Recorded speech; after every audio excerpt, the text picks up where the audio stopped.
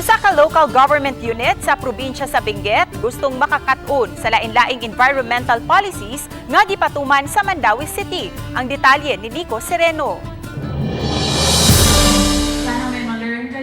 Mibisita sa Mandawi City ang mga opisyales sa lungsod sa La Trinidad, Benguet. Katuyuan nila aron makakaton sa pipila ka mga climate change policies nga gipatuman sa syudad. Maong kaganiha, gihimo ang briefing alang sa mga opisyales nga magsilbi sab nilang benchmarking kung unsay mamahimong mapatuman sa ilang lugar. Matud sa ilang opisyal, gihimo nila kini human wala maaprubahe ang ilang climate change plan. I believe it was not approved by the DILG.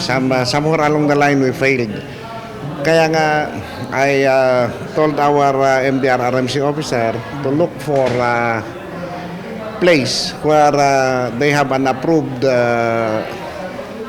climate change plan. Lakip sa gibisita sa mga opisyales kaganiha ang City Command Center nga mipasigarbo sa high-tech nga mga ekipo nga giinstolar sa kadalanan. Gibrief usab ang mga opisyales sa mga cameras nga giinstolar sa syudad sa mga kasapaan sa Mandawi nga mag-monitor sa level sa tubig kung kusog kaayo ang uwan. Samtang gipahibaw usab sa opisyal sa maong lungsod, buot nila makig-sisterhood agreement sa Mandawi. We can have exchange programs and best practices na pwede rin nating ma-adapt dito sa Mandawi, and Mandawi can also adapt the best practices in La Trinidad. So we are looking forward for a best sisterhood po. Uban ni Godfrey Relien, Nico Sereno, Balitang Bisdak.